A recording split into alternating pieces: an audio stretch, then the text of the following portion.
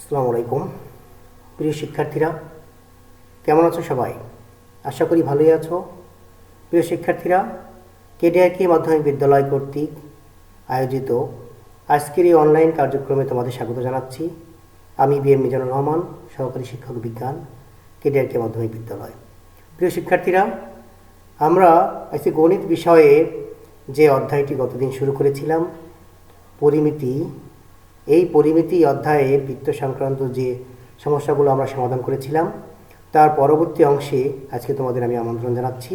প্রিয় শিক্ষার্থীরা, আমরা এই অধ্যায়টি সুন্দরভাবে শিখছি এবং যার ধারাবাহিকতায় কিন্তু আজকের আমার এই ক্লাসটি, যে পরবর্তী অংশের অঙ্কগুলো যেগুলো বাকি আছে আমাদের, সেটা আমরা ভালো করে শিখব এবং সেই অনুসারে এটা কিন্তু চর্চা করব। Practice makes a man perfect. সেহেতু পারফেক্টলি আমরা অঙ্কটাকে বা এই গাণিতিক সমস্যাগুলোকে সমাধান করার জন্য কিন্তু আমাদের অনুশীলনের বিকল্প নেই। প্রিয় শিক্ষার্থীরা, এসো আমরা গত ক্লাসে একটু ধারাবাহিকতা রক্ষার্থে গত ক্লাসে আমরা যে সূত্রগুলো শিখেছি বা যে আলোচনা করেছি সেটা কিছুটা হলে আমরা তোমাদের সাথে আলোচনা করি। প্রিয় শিক্ষার্থীরা, আমরা বৃত্ত কি, এই যে বৃত্তের ব্যাস কাকে বলে, ব্যাসার্ধ কাকে বলে, জ্যা কাকে বলে, পরিধি কাকে বলে, এই ক্ষেত্রফল কাকে বলে, বৃত্তের কেন্দ্র কোনটি, আমরা কিন্তু এগুলো গত ক্লাসে কিন্তু বিস্তারিত আলোচনা করেছি। প্রিয় শিক্ষার্থীরা, সাথে আমরা কিছু সূত্র শিখেছি এবং এই সূত্রগুলোর সাহায্যে কীভাবে গাণিতিক সমস্যাগুলো সমাধান করতে হয় সেটা কিন্তু আমরা জেনেছি। তো প্রিয় শিক্ষার্থীরা, আমরা কী কী সূত্র জেনেছিলাম একটু আবার লিখি। 1 নম্বর সূত্র তোমরা জেনেছিলে বৃত্তের ব্যাস নির্ণয়ের সূত্র হচ্ছে 2r, অর্থাৎ ব্যাসার্ধ হচ্ছে বৃত্তের ব্যাসের অর্ধেক, অর্থাৎ r সমান জানো তোমরা এই ব্যাস বাই 2। প্রিয় শিক্ষার্থীরা, 8 সূত্র জেনেছিলে বৃত্তের পরিধির সূত্র তোমরা জেনেছো, বৃত্তের পরিধির সূত্র তোমরা জেনেছো 2πr একক। বৃত্তের ক্ষেত্রফল নির্ণয়ের সূত্র তোমরা জেনেছো এবং তোমরা অষ্টম শ্রেণীতেও এটা অধ্যয়ন করেছো, পাই আর স্কয়ার। এক্ষেত্রে পাই একটি অমূলক সংখ্যা, তোমরা যার মান জেনেছো 3.1416 ... আমরা 4 দশমিক স্থানাঙ্ক নিয়ে কাজ করেছি, এটি একটি অমূলক সংখ্যা। শিক্ষার্থীরা, এরপরে তোমরা জেনেছো বৃত্তাংশের দৈর্ঘ্য। নতুন তোমরা জেনেছো বৃত্তাংশের বা বৃত্তচাপের দৈর্ঘ্য তোমরা জেনেছো S সমান থিটা বা 180 গুণ পাইআর একক। জেনেছো বৃত্তাংশ বা বৃত্তকলার ক্ষেত্রফল। বৃত্তাংশ বা বৃত্তকলার ক্ষেত্রফল তোমার থিটা বাই 180, অর্থাৎ থিটা বাই 360 গুণ পাইআর স্কয়ার।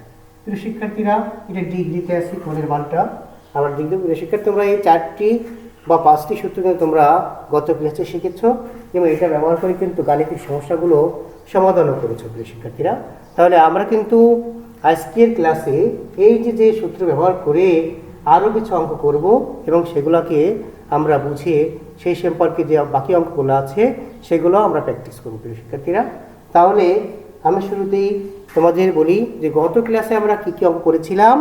গত ক্লাসে আমরা অনুশীলনীর 1, 2, 3 এবং 4, তাই না, এই 4টে অঙ্ক পাশাপাশি আমরা অনুরূপ অঙ্কের মধ্যে করেছিলাম উদাহরণ। তোমাদের বইয়ের উদাহরণ ছিল যেটা 19, 20 এবং 22, এবং আমি তোমাদের জন্য একটি বাড়ির কাজ দিয়েছিলাম সৃজনশীল, সেটাও তোমরা করেছো, তাই না। তাহলে প্রিয় শিক্ষার্থীরা, আমরা আজকে জানছি হচ্ছে আজকে 5 নম্বর অঙ্কটা। 4 পর্যন্ত যেহেতু আমরা গত ক্লাসে করেছি, 5 নম্বর অঙ্ক তোমাদের সাথে আমি আজকে আলোচনা করছি। তাহলে সূত্রগুলো তোমরা নিশ্চয়ই আরেকবার দেখে নিয়েছো এবং এটা মনে রাখার চেষ্টা করে এগুলো ব্যবহার করে কিন্তু আমরা অঙ্কগুলো করবো। বিধায় সূত্র না জানলে তুমি কিন্তু অঙ্ক পরীক্ষায় রাইট করতে পারবে না। তাহলে 5 নম্বর উদ্দীপকটি আমরা প্রশ্নটি একটু পড়ি। কি আছে প্রশ্নে? 5 নম্বর প্রশ্নে, প্রিয় শিক্ষার্থীরা, একটি বৃত্তাকার মাঠকে ঘিরে একটি রাস্তা আছে, অর্থাৎ বৃত্তাকার একটা মাঠ বা বৃত্তাকার পার্কও হতে পারে, একটা মাঠও হতে পারে, ক্রিকেট খেলার মাঠ, ফুটবল খেলার মাঠ, তাই না। বৃত্তাকার মাঠকে ঘিরে একটি রাস্তা আছে, রাস্তার ভিতরের পরিধি বাইরের পরিধি মিটার থেকে 44 মিটার বড়। রাস্তাটির প্রস্থ নির্ণয় করো। আমরা একটু আরো একটা চিত্র আঁকার চেষ্টা করি প্রিয় শিক্ষার্থীরা। এই যে আমরা ধরি এটা বৃত্তাকার সেই মাঠটা, এই মাঠকে ঘিরে একটা রাস্তা আছে। আমরা এখানে কল্পনা করি এই যে মাঠকে ঘিরে একটা রাস্তা যদি আমরা চিন্তা করি, গোলাকার দেখো বৃত্তাকার একটা রাস্তা আছে। এই বৃত্তাকার পার্ককে ঘিরে এই যে রাস্তাটা আছে, বৃত্তাকার মাঠকে ঘিরে এই রাস্তার ভিতরের পরিধি বাইরের পরিধি থেকে 40 মিটার বড়।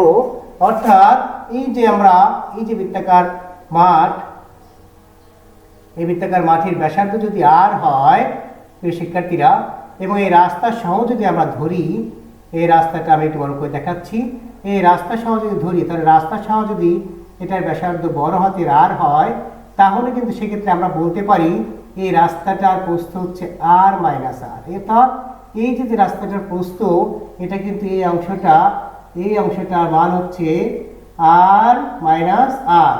অর্থাৎ এই যে রাস্তা সহ যে বৃত্তাকার মাঠের ব্যাসার্ধ আর, এবং রাস্তা বা যে বৃত্তাকার মাঠের যে ব্যাসার্ধ ছোট হাতের আর, স্মল আর, তাহলে আমাদের যে রাস্তার যে প্রস্থ বা এই রাস্তার যে বিস্তার, সেটাকে আমরা বলতে পারি আর মাইনাস আর। তোমরা চিত্র দেখে বুঝতেই পারছো যে এই যে এই ছোট বৃত্তাকার যে এটা আছে, মাঠটা আছে, তার ব্যাসার্ধ 4, আর এই রাস্তা সহ যে রাস্তা সহ যেটা, সেটা হচ্ছে ক্যাপিটাল আর হিসেবে আমরা চিহ্নিত করছি প্রিয় শিক্ষার্থীরা। তাহলে আমরা এটা লিখে ফেলে আমরা কি ধরেছি, মনে করি রাস্তা বাদে বৃত্তাকার মাঠের ব্যাসার্ধ আর মিটার। রাস্তা বাদে কিন্তু আমরা পাচ্ছি আর মিটার। আর যদি বলি রাস্তা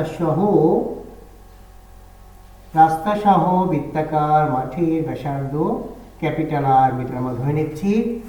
অতএব সেক্ষেত্রে রাস্তার বিস্তার হবে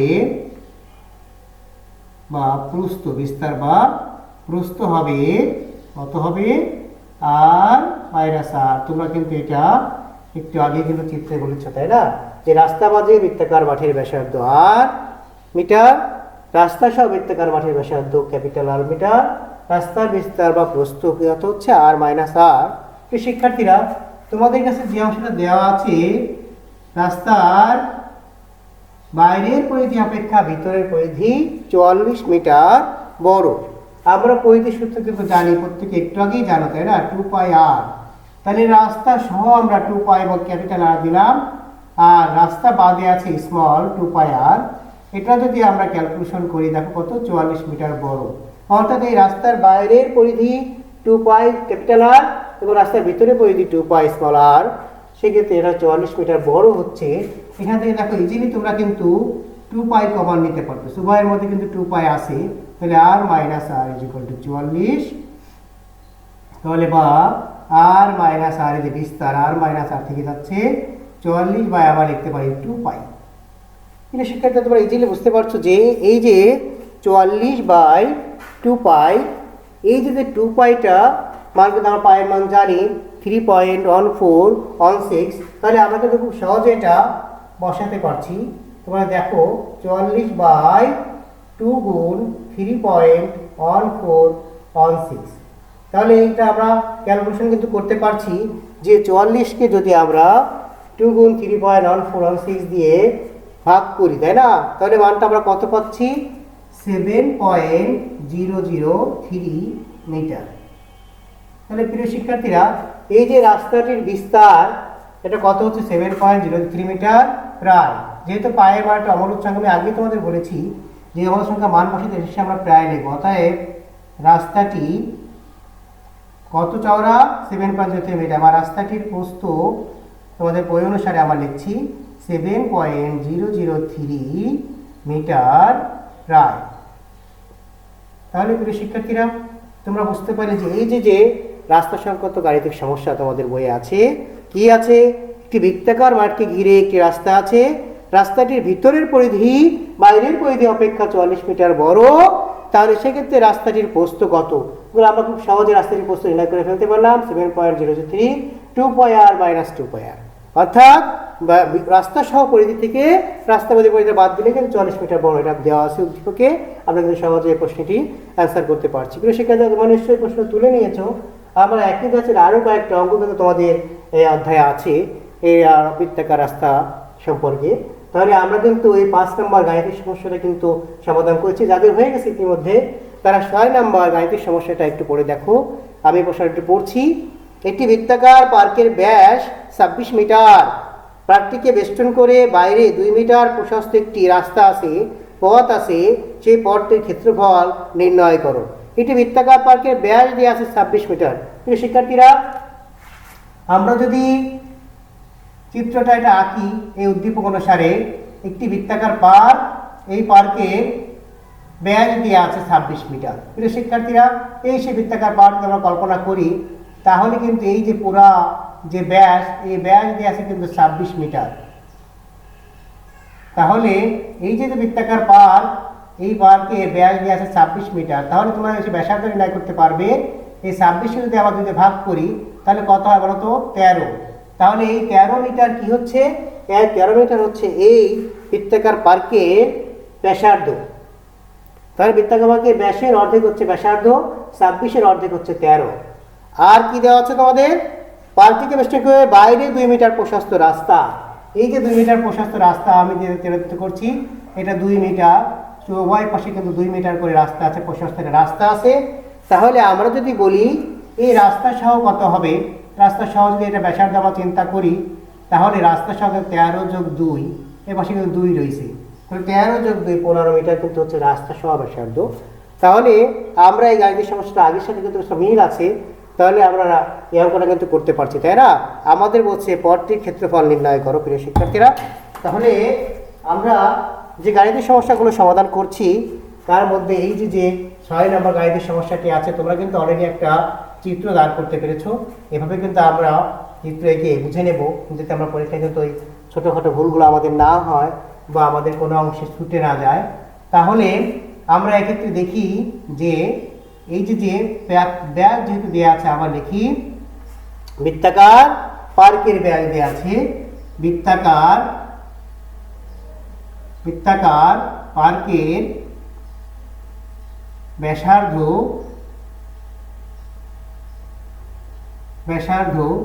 আর সমান 26/2, অর্থাৎ তোমরা বের করলে 13 মিটার। এই 13 মিটারটা তোমরা কি পেলে? এই 13 মিটার পেলে তোমরা বৃত্তাকার পার্কের ব্যাসার্ধ। তাহলে এই যে বৃত্তাকার পার্কের ব্যাসার্ধ পেলে, তাহলে বৃত্তাকার পার্কের ক্ষেত্রফল কি তোমরা পেতে পারো না বলতো? ক্ষেত্রফল আমরা পেতে পারি কত? বৃত্তাকার পার্কের ক্ষেত্রফল আমরা জানি পাই আর স্কয়ার। আর এর মান তোমরা এখানে পাইলে 13, অর্থাৎ 13 × 169, 169। আর পায়ের মান তোমরা যদি বসিয়ে দাও তাহলে কিন্তু পায়ের মানটা তোমরা বসাতে পারতেছো। তা আমি মনে করি পরে বসাচ্ছি পায়ের মান 169 পাই মিটার আমরা পেলাম এই যে বৃত্তাকার পার্কের ক্ষেত্রফল।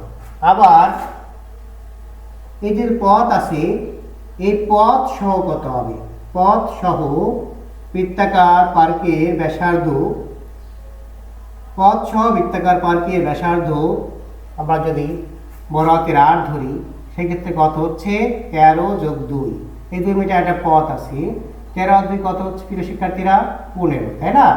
তাহলে পথ সহ বৃত্তাকার পার্কের ক্ষেত্রফল আমরা যদি নির্ণয় করি, ক্ষেত্রফল সূত্র তোমরা জানো পাই আর স্কয়ার। আর এর মানে ক্ষেত্রে কত? 15 স্কয়ার। 15 কত বলতো? 225। তাহলে এই 225 পাই মিটার আমরা পাচ্ছি হচ্ছে বৃত্তাকার পার্কের পথ সহ কিন্তু ক্ষেত্রফল। একটা পেলে তুমি 169 পাই পথ বাদে, আর একটা পেলে তুমি 225 পাই, এটা কিন্তু পথ সহ। তাহলে পথ সহ এবং পথ বাদে তুমি কিন্তু ক্ষেত্রফল পেয়ে গেছো। এখন তুমি পথের ক্ষেত্রফল নিঃসন্দেহে পেতে পারো, তাই না? পথ সহ থেকে পথ বাদে ক্ষেত্রফল আমরা যদি বাদ দিই তাহলে কিন্তু সহজে পথের ক্ষেত্রফলটা পেতে পারছি, তাই না? পথের ক্ষেত্রফলটা কত হচ্ছে সেক্ষেত্রে? আমরা দেখি পথের ক্ষেত্রফল সমান 225 পাই মাইনাস 169 পাই। তাহলে এটা কিন্তু বর্গ ক্ষেত্রফল যখন বলবে সেটা কিন্তু বর্গ মিটার। শিক্ষার্থীরা, আমাদের কিন্তু একটু ভুল হচ্ছে, দেখো এখানে তোমরা কিন্তু কেউ বলছো না বা খেয়াল করছো কিনা। এই যে ক্ষেত্রফল যখন বলবে সেটা কিন্তু বর্গ একক হবে, অর্থাৎ বর্গ মিটারের ক্ষেত্রে তাহলে এই যে পথের ক্ষেত্রফল 225 পাই থেকে 169 পাই যদি চলে যায় তাহলে আমরা পাচ্ছি 56 পাই এত বর্গ মিটার। তাহলে এটাই তুমি উত্তর হিসেবে রাখতে পারো, বা তুমি যদি এখানে 56 গুণ 3.1416 দিয়ে গুণ করে দাও, তোমার গুণ করলে যা হবে সেটাই তোমার কিন্তু ক্যালকুলেশনে অ্যান্সার হচ্ছে প্রিয় শিক্ষার্থীরা। তাহলে কিন্তু আমরা বলতে পারছি যে এই যে পথের ক্ষেত্রফল কি করব, পথ সহ ক্ষেত্রফল থেকে পথ বাদে ক্ষেত্রফল যদি আমরা বিয়োগ করি তাহলে কিন্তু সহজে আমরা পথের ক্ষেত্রফল পেয়ে যাচ্ছি প্রিয় শিক্ষার্থীরা। এই অঙ্কটা তোমরা করলে 5 এবং 6, এই যে 5 এবং 6 এই সমস্যার যে অঙ্কগুলো তোমরা করলে এটা অনুরূপ অঙ্ক যেগুলো আছে, যেগুলো তোমাদের HW হিসেবে আমি কিন্তু দেখবো বা চিন্তা করছি, এর অনুরূপ অঙ্কগুলো হচ্ছে তোমাদের বইয়ের উদাহরণ 21, এবং এই যে উদাহরণ 21 আছে তোমাদের বইয়ে, তাই না, উদাহরণ 21 আমরা করব। এবং অনুরূপ অঙ্ক দেখো আমরা এটা বলতেছি যে একটি মাঠের ব্যাস দেওয়া আছে 124 মিটার এবং 6 মিটার প্রশস্ত রাস্তা আছে। তাহলে এই অঙ্কগুলো তো আমরা করতে পারছি। এটা উদাহরণ 21 কিন্তু আছে যেটা তোমাদের বইয়ে উদাহরণ 21। এই উদাহরণ 21 কিন্তু তুমি এভাবে এই একই অঙ্ক একইভাবে তোমার মানগুলো দেওয়া আছে, আমরা কিন্তু এটা করতে পারছি, যা কিন্তু তোমার বাসায় এটা বাড়ির কাছে হিসেবে কিন্তু প্র্যাকটিস করতে পারবে। প্রিয় শিক্ষার্থীরা, এখন আমি তোমাদের সাথে যে অঙ্কটা নিয়ে আসছি এটা তোমার জন্য খুবই গুরুত্বপূর্ণ এবং একাধিকবার এই অঙ্কটি পরীক্ষা এসেছে এবং খুবই গুরুত্বপূর্ণ একটা গাণিতিক সমস্যা, যা তোমাদের না করলেই নয় এবং না বুঝলেই নয়। প্রিয় শিক্ষার্থীরা, অঙ্কটা আমি একটু পড়ছি। একটি গাড়ির সামনের চাকার ব্যাস 28 সেন্টিমিটার, পিছনের চাকার ব্যাস 35 সেন্টিমিটার অর্থাৎ 35 সেন্টিমিটার। 88 মিটার পথ যেতে সামনের চাকা পিছনের চাকা অপেক্ষা কতবার বেশি ঘুরবে? অর্থাৎ একটা গাড়িতে কিন্তু দুটা চাকা, সামনের চাকা এবং পিছনের চাকা নিয়ে আমাদের চিন্তা করতে হবে। সামনের চাকার ব্যাস দেওয়া আছে হচ্ছে 28 সেন্টিমিটার এবং পিছনের চাকার ব্যাস দেওয়া আছে 35 সেন্টিমিটার। তাহলে এই যে চাকাটা ঘুরতেছে, গাড়ি চললে কিন্তু চাকাটা ঘুরবে, এই যে সামনের চাকা পিছনের চাকা অপেক্ষা কতবার বেশি ঘুরবে সেটাই হচ্ছে আমাদের নির্ণয় করতে হবে। তো শিক্ষার্থীরা, আমরা এখন সেই অঙ্কগুলোর দিকে একটু খেয়াল করি। 7 নম্বর অঙ্ক তোমাদের বইয়ের, এই 7 নম্বর অঙ্কটা তোমাদের জন্য খুবই গুরুত্বপূর্ণ একটা গাণিতিক সমস্যা। এটা কিন্তু তোমাদের পরীক্ষায় এসে থাকে। আমি দুটো চিত্র, দুটা সামনের চাকা পিছনের চাকা একটু কল্পনা করি, তোমরা দেখে নাও। এ একটা চাকা আর এ একটা চাকা। প্রিয় শিক্ষার্থীরা, তোমরা যে কোনো একটাকে সামনে বা পিছনে ধরে নিতে পারো। আমি ধরছি এই চাকাটা সামনের চাকা, এটা একটু ছোট হয়েছে চিত্রটা। আর এই যে যেটা, এটা আমরা ধরি পিছনের চাকা, পিছনের চাকা। তাহলে এই সামনের চাকা এবং পিছনের চাকা আমরা যাচ্ছি, এই যে গাড়ি যখন চলবে, এই গাড়ি যখন চলবে তাহলে সামনের চাকা পিছনের চাকা অপেক্ষা কতবার বেশি ঘুরবে আমরা কিন্তু নির্ণয় করব। তাহলে যে শিক্ষার্থীরা, এই যে চাকার অঙ্কটা আছে, এই চাকার ব্যাসার্ধ দেওয়া আছে হচ্ছে, ব্যাস দেওয়া আছে হচ্ছে 28, তাহলে ব্যাসার্ধ কত হবে তোমরা কিন্তু ইজিলি করতে পারছো, 14। প্রিয় শিক্ষার্থীরা, তাহলে আমরা জানতে পারছি যে এই যে 28 প্রথম চাকা সামনের চাকা 28 দেওয়া আছে, 28-এর অর্ধেক হচ্ছে 14, এই 14 হচ্ছে সামনের চাকার ব্যাসার্ধ। আর এই যে পিছনের চাকা যেটা আছে, যার ব্যাস দেওয়া আছে 35, অর্থাৎ ব্যাসার্ধ হচ্ছে 35/2। তাহলে আমরা একটু লিখি এটা,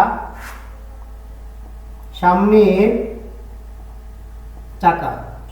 তাহলে এই সামনের চাকা যদি আমরা আগে করি, সামনের চাকার ব্যাসার্ধ কত হচ্ছে, ব্যাস কত আছে প্রিয় শিক্ষার্থীরা, ব্যাস আছে হচ্ছে তোমার 28, তাহলে ব্যাসার্ধ হচ্ছে 28/2 অর্থাৎ 14 সেন্টিমিটার। তুমি পাচ্ছ কিন্তু সামনের চাকার ব্যাসার্ধ। সামনের চাকার ব্যাসার্ধ তোমরা কত পাচ্ছি, 14 সেন্টিমিটার। তাহলে সামনের চাকার পরিধি কত হবে প্রিয় শিক্ষার্থীরা? তোমরা কিন্তু সহজে পরিধিটা চিন্তা করতে পারছো। পরিধি সূত্র তুমি জানো, 2πr, অর্থাৎ 2 হচ্ছে পায়ের মান 3.1416 এবং আর এর মানে ক্ষেত্রে তুমি জানতে পারছো 14। তাহলে এই সামনের চাকার পরিধি যদি আমরা নির্ণয় করি, সামনের চাকার পরিধিটা কত হচ্ছে? সামনের চাকার পরিধি তোমরা ক্যালকুলেশন করে দেখো, আবার নিশ্চয়ই ইতিমধ্যে তোমরা অনেকে ক্যালকুলেশন করে পেরেছো।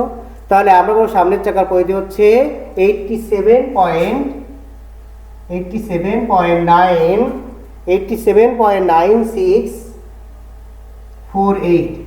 প্রিয় শিক্ষার্থীরা, আমরা কিন্তু এত পরিধি হচ্ছে এত মিটার, আমরা সেন্টিমিটার পেয়ে গেলাম আমরা। পরিধি কিন্তু এই যে 87.9648 বা প্রায় 88 সেন্টিমিটার পেয়ে যাচ্ছে হচ্ছে আমরা পরিধি। তাহলে এই যে পরিধি মানে হচ্ছে যেটা সামনের চাকায় একবার ঘুরলে এই পথটা অতিক্রম করে, অর্থাৎ 87.9648 সেন্টিমিটার পথ অতিক্রম করতেছে। পরিধি হচ্ছে একবার ঘুরে এই বিন্দু থেকে শুরু করে ঘোরা শুরু করে আবার কিন্তু এই বিন্দু যদি আসে তাহলে একবার ঘোরা হচ্ছে, চাকাটি একবার ঘুরলে 87.9648 সেন্টিমিটার পথ অতিক্রম করতেছে, তাই না? তার পরিধির সমান পথ অতিক্রম করে। তাহলে চাকাটি কতবার বেশি ঘুরবে আবার নির্ণয় করবো। আমাদের কিন্তু যেতে হবে 88 মিটার পথ, অর্থাৎ 88 সেন্টিমিটার পথ যেতে কতবার ঘুরবে। তাহলে আমরা লিখি অতএব এই যে 88 মিটার বা 8800 সেন্টিমিটার, 8800 সেন্টিমিটার পথ যেতে ঘুরবে। এই সামনের চাকাটা ঘুরবে, কতটুকু ঘুরবে আমরা বের করি। 8800 ভাগ আমরা লিখতে পারি 87.9648 বার। কতবার ঘুরতেছে তাহলে ক্যালকুলেশন তোমরা করো তোমাদের খাতায়। 8800 ভাগ 87.96, তাহলে আমরা পাচ্ছি 100.04 বার, বা আমরা এটাকে লিখি বা 100 বার। আমরা এটা পূর্ণ সংখ্যক বার, কোশ্চেন লেখা আছে কত পূর্ণ সংখ্যক বার বেশি ঘুরবে, অর্থাৎ এখানে 100.04 বা 100 থেকে সামান্য একটু বেশি আমরা ধরলাম 100 বার ঘুরছে। অনুরূপভাবে আমরা যদি পিছনের চাকার কথা চিন্তা করি, সেক্ষেত্রে এই পিছনের চাকার ক্ষেত্রে কি হবে। এই পিছনের চাকা ক্ষেত্রে তোমার ব্যাসার্ধ নির্ণয় করে একইভাবে। ব্যাসার্ধ কত হচ্ছে, ব্যাসার্ধ আর তোমরা পাচ্ছ 35/2, 35 হচ্ছে ব্যাস, তাহলে এত সেন্টিমিটার। তাহলে সেক্ষেত্রে পরিধি সূত্র তোমরা বসাতে পারছো। পরিধি সূত্র হচ্ছে 2 পাই আর 2 পায়ের মান হচ্ছে 3.1416 আর এর মান হচ্ছে 35/2। 2 আমরা কেটে দিই উপরে নিচে বা বাদ দিই, সেক্ষেত্রে 35 গুণ 3.1416 যদি আমরা চিন্তা করি হচ্ছে 109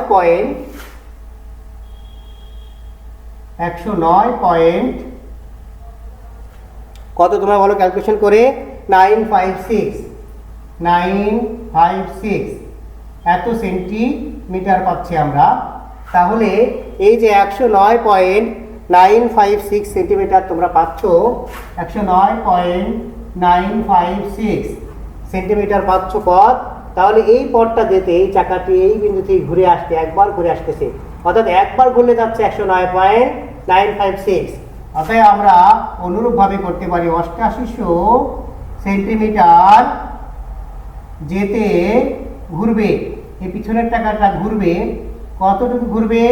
এই যে 8800 ভাগ 109.956 বার, তা সেক্ষেত্রে কত হচ্ছে তোমরা দেখো। 8800 কিন্তু আমরা যদি 109.956 দ্বারা ভাগ করি কতবার হয় প্রিয় শিক্ষার্থীরা, হয় 80.023 বার আমরা যদি ক্যালকুলেশন করি, তাই না? বা এটাকে আমরা লিখতে পারি 80 থেকে সামান্য একটু বেশি, তাহলে আমরা পূর্ণ সংখ্যক বার লিখতে পারি 80 বার, প্রায় 80 বার। তাহলে প্রায় 80 বার করতেছে। তোমরা দেখতে পাচ্ছ যে এই সামনের চাকার ক্ষেত্রে কি ছিল, এটা 100 বার ঘুরেছিল, আর পিছনের চাকার ক্ষেত্রে তোমরা কত পেলে, 80 বার। তাহলে বলছে সামনের চাকা পিছনের চাকা অপেক্ষা কত পূর্ণ সংখ্যক বার বেশি ঘুরবে, অর্থাৎ আমরা দেখতে পারি অতএব বেশি ঘুরবে, অর্থাৎ সামনের চাকা বেশি ঘুরবে কতবার, বেশি ঘুরছে হচ্ছে 100 বিয়োগ 80, সেক্ষেত্রে তোমরা পাচ্ছ কতবার বলো তো, 20 বার। তাহলে এই 20 বার হচ্ছে তোমার উত্তর, যে 20 বার সামনের চাকা অপেক্ষা পিছনের চাকা বেশি ঘুরবে, তাই না? তাহলে কিন্তু আমরা এই প্রশ্নের উত্তরটা সহজে করতে পারছি প্রিয় শিক্ষার্থীরা, যে সামনের চাকা পিছনের চাকা অপেক্ষা কত সংখ্যক বার বেশি ঘুরবে। তাহলে তোমরা কিন্তু গাণিতিক সমস্যাটি দেখছো যে এই চাকার অঙ্ক কিন্তু তোমাদের বইয়ে আরও আছে প্রিয় শিক্ষার্থীরা। তোমরা কিন্তু এটা বুঝতে পারলে যে এই যে সামনের চাকা পেছনের চাকা অপেক্ষা কতবার ঘুরবে, এই অঙ্কগুলো তোমাদের জন্য খুবই গুরুত্বপূর্ণ। তোমাদের বইয়ে অনুরূপ অঙ্ক যে কয়টি আছে আমরা একটু দেখি। অনুরূপ অঙ্ক চাকার অঙ্ক আছে উদাহরণ 23 এবং 24। এই যে 7 নম্বর অঙ্ক তোমরা করলে এটার অনুরূপ অঙ্ক, অনুরূপ চাকার অঙ্ক আছে তোমাদের বইয়ে উদাহরণ 23 এবং উদাহরণ 24। উদাহরণ 23 এবং 24 তুমি এই একইভাবে এই চাকার অঙ্ক সলভ করতে পারো, এবং যেন তোমরা বাড়ির কাজ হিসেবে বাড়িতে কিন্তু এটা প্র্যাকটিস করবে, এবং গাড়িতে কোনো সমস্যা হলে আমাদেরকে সেটা জানাবে, আমরা সেটা তোমাদের আরও ভালো করে দেখিয়ে দেবো। প্রিয় শিক্ষার্থীরা, তাহলে তোমরা এভাবে কিন্তু এই চাকার অঙ্কগুলো বাসায় সলভ করতে পারো। এখন আমি তোমাদের সাথে আরেকটি গুরুত্বপূর্ণ অঙ্ক নিয়ে আসছি, প্রত্যেকে আমরা দেখি এর পরের অঙ্কটা কি আছে। প্রিয় শিক্ষার্থীরা, যারা ইতিমধ্যে এরপরে তুলে নিয়েছো বা বুঝে নিয়েছো তারা কিন্তু অনেকে উদাহরণটা দেখতে বসে গেছো যে কীরকম আছে, দেখি পারবো কিনা। হ্যাঁ, এই অঙ্কগুলো কিন্তু একই রকম, এবং তোমরা কিন্তু খুব সহজে অঙ্কগুলো সলভ করতে পারো এবং পরীক্ষায় এটাকে রাইট করতে পারো, তাই না? তাহলে আমরা দেখি এখন আরেকটি অঙ্ক। এই যে একটি বৃত্তের পরিধি 220 মিটার, ওই বৃত্তে অন্তর্লিখিত বর্গক্ষেত্রের বাহুর দৈর্ঘ্য নির্ণয় করো। এই ধরনের অঙ্ক কিন্তু তোমাদের পরীক্ষা আসে। এর অনুরূপ অঙ্ক তোমাদের আছে বইয়ে কাজ, এই যে তোমার যে 314 পৃষ্ঠা যে কাজটা আছে, এর একইভাবে একটি বৃত্তের পরিধি 225 মিটার, ওই বৃত্তে অন্তর্লিখিত বর্গক্ষেত্রের বাহুর দৈর্ঘ্য, একই ধরনের অঙ্ক। উদাহরণ 25 একটা আছে, সেটাও তোমার একই ধরনের গাণিতিক সমস্যা। আবার দেখি একটি বৃত্তের পরিধি 220 মিটার আছে, একটা বৃত্ত আমরা এখানে চিন্তা করছি। এই বৃত্তের মধ্যে একটা বর্গক্ষেত্র আছে। দেখো আমার ক্ষেত্রে অঙ্কনে একটু অনেকটা আয়তক্ষেত্রের মধ্যে দেখা গেলেও আমরা কিন্তু এটা বৃত্তাকার বর্গক্ষেত্র চিন্তা করে নিচ্ছি যে এটা একটা বর্গক্ষেত্র। এই এত বর্গক্ষেত্রের বাহুর দৈর্ঘ্য আমাদের নির্ণয় করতে হবে। এই যে এটা একটা কর্ণ দিলাম ব্যাস হিসেবে, কর্ণ এখানে ব্যাসার্ধ দেওয়া আছে। তাহলে এই যে বর্গক্ষেত্র আমাদের নামকরণ করি এ বি সি ডি, এ একটা বৃত্তের দেওয়া আছে পরিধি 220 মিটার, ওই বৃত্তে অন্তর্লিখিত বর্গক্ষেত্রের বাহুর দৈর্ঘ্য নির্ণয় করে। তাহলে মনে করি আমরা 8 নম্বর গাণিতিক সমস্যাটা সমাধান করছি। মনে করি বৃত্তের ব্যাসার্ধ আর মিটার, যেহেতু আমাদের মিটারে লেখা আছে আমরা মিটারে কিন্তু চিন্তা করছি। প্রশ্ন মতে ওই বৃত্তের পরিধি দেওয়া আছে 2πr সমান দেওয়া আছে ওই বৃত্তের পরিধি 220। তাহলে এখান থেকে আমরা কিন্তু সহজে আর বের করতে পারছি, 220 বাই হচ্ছে 2π। প্রিয় শিক্ষার্থীরা, 220 বাই 2, পায়ের মান আমাদের 3.1416 বা অনেকে 22/7 ব্যবহার করতে পারো, সেক্ষেত্রে আমাদের মানটা দশমিকে আসবে না। সেক্ষেত্রে আমাদের কত হচ্ছে যে তোমার ব্যাসার্ধ কত 35 কত হচ্ছে প্রিয় শিক্ষার্থীরা 35.014। এই যদি আমরা ব্যাসার্ধ পাচ্ছ, তাহলে আমাদের ব্যাস বের করি চিত্র থেকে। ব্যাস এসি কত হচ্ছে আমরা দেখি।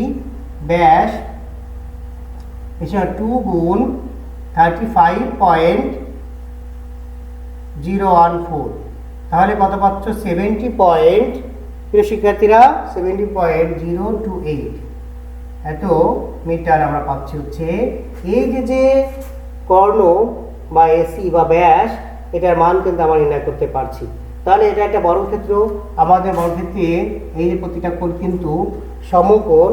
তাহলে বা এটা কিন্তু আমার বৃত্তক্ষেত্রে চিন্তা করলে অর্ধবৃত্তস্থ কোণ এক সমকোণ, অর্ধবৃত্তস্থ কোণ এক সমকোণ, সেক্ষেত্রে আমরা কিন্তু এটা নির্ণয় করতে পারছি। তাহলে আমরা কি পিথাগোরাস অনুসারে বলতে পারছি না? এর পরের অংশ পিথাগোরাসের সূত্রানুসারে আমরা কি পাচ্ছি? AB square plus BC square সমান এসি স্কয়ার, বা এটা যেহেতু বর্গক্ষেত্র আমরা বলতে পারি AB square plus AB square, BC সমান এবি, আর এসি এর মানটা তোমরা জেনেছ 70.028 হোল স্কয়ার। তাহলে 2ab স্কয়ার সমান 70.028 হোল স্কয়ার। আমরা যদি এটাকে বর্গমূল করি, অর্থাৎ স্কয়ার স্কয়ারটাকে বাদ দিই, হয়ে যায় √2ab সমান 70.028 বর্গমূল করে।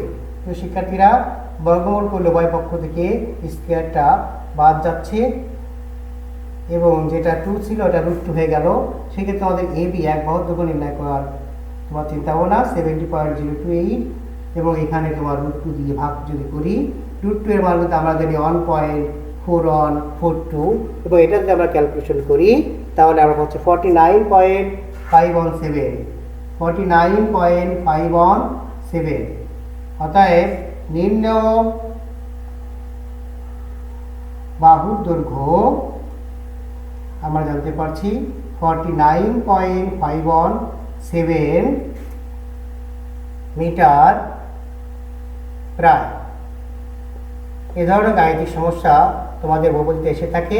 তাহলে প্রিয় শিক্ষার্থীরা আমরা কিন্তু খুব সহজে নির্ণয় করতে পারছি যে এই যে একটি বৃত্তের পরিধি দেওয়া আছে, ওই বৃত্তে অন্তর্লিখিত বর্গক্ষেত্রের বাহুর দৈর্ঘ্য নির্ণয় করে। এই বাহুর দৈর্ঘ্য এবি বিসি সিডি বা এডি এর মান আমরা জানতে পারলাম কত, 49.517 প্রায় 50 মিটার।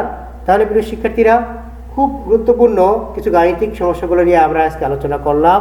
নিশ্চয়ই তোমাদের এই গাণিতিক সমস্যাগুলো ভালো লেগেছে। এরপর যে গাণিতিক সমস্যা তোমাদের বইয়ে আছে, দেখো কতগুলো চিত্র দেওয়া আছে। এই চিত্রগুলো থেকে তোমরা কিন্তু খুব সহজে কিন্তু বাকি অঙ্কগুলো সমাধান করতে পারবে। এই চিত্রগুলো তোমরা দেখতে পাচ্ছ, চিত্রে গাঢ় চিহ্নিত অংশ আছে। এই গাঢ় চিহ্নিত অংশ ক্ষেত্রফল নির্ণয় করতে হবে। তোমরা চিত্র দেখে বুঝতে পারবে একটা বর্গক্ষেত্র আছে, তার উপর একটা অর্ধবৃত্ত আছে। অর্ধবৃত্তের ক্ষেত্রফল বর্গক্ষেত্রের ক্ষেত্রফল তোমরা যদি বের করে যোগ করো তাহলে কিন্তু মানগুলো পেয়ে যাবে। এটা তোমাদের এমসিকিউ অংশে, এটা বহুপদী সমতুল্য অংশে কিন্তু এসে থাকে। বিধায় তোমাদের জন্য খুবই গুরুত্বপূর্ণ, এড়িয়ে চলা যাবে না। দেখো একটি আয়তক্ষেত্র আছে 12 এবং 10 এবং নিচে একটি অর্ধবৃত্ত আছে। এখন এই অর্ধবৃত্তে কিন্তু গাঢ় চিহ্নিত নাই, শুধু আয়তক্ষেত্রের অংশটা আছে। এখন এই আয়তক্ষেত্রের টোটাল ক্ষেত্রফল বের করে আমরা অর্ধবৃত্তের অংশটা বিয়োগ করে কিন্তু এটা মানটা বের করতে পারছি। দেখো একটি বৃত্তক্ষেত্র আছে এবং এই যে তার চারপাশে একটি বর্গক্ষেত্র, এটার এই বর্গক্ষেত্রের মধ্যে কিন্তু বাইরের অংশে দাগ অঙ্কিত আছে। অর্থাৎ আমরা বৃত্তের ক্ষেত্রফল বর্গক্ষেত্রের ক্ষেত্রফল বের করে বৃত্তের ক্ষেত্রফল বিয়োগ করলে কিন্তু এটার মানও পেয়ে যাচ্ছি। তোমার বাসায় এগুলো চেষ্টা করবে। এবং করোনার সময়, করোনাকালীন আপৎকালীন সময়ে আমরা বাসায় থাকি এবং পরিষ্কার পরিচ্ছন্ন থাকি এবং করোনা প্রতিরোধে অ্যান্টিঅক্সিডেন্ট জাতীয় খাবার বেশি বেশি খাই এবং আমাদের প্রতিবেশী আশেপাশে সকলকে এই করোনা দ্বিতীয় ঢেউ আসছে এ ব্যাপারে প্রধানমন্ত্রীর নির্দেশনা আছে, আমাদের স্বাস্থ্য মন্ত্রণালয়ের নির্দেশনা আছে। স্বাস্থ্যবিধি মেনে চলবো এবং প্রত্যেকে ভালো থাকি প্রিয় শিক্ষার্থীরা। ধন্যবাদ সবাইকে।